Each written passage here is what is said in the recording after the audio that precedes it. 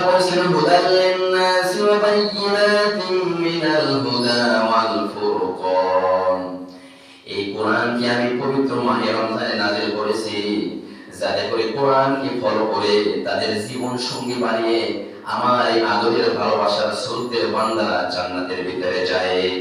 আমি তোমাদেরকে সৃষ্টি করেছি, আমি তোমাদের মালিক, তোমরা আমার গোলাম।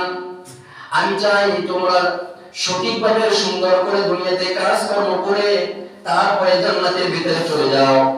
যখন মানুষ জাহান্নামের ভিতরে পতিত হবে এত চিল্লাবে, আহারে আমার কেউ আছে কিনা, আছে কিনা, আমার বাবা কই, আমার মা কই, আমার সন্তানরা কই, যাদের কারণে রোজা রাখি নাই, মাঠে ঘাটে কাজ করে তাদেরকে খাওয়ার ব্যবস্থা করেছি।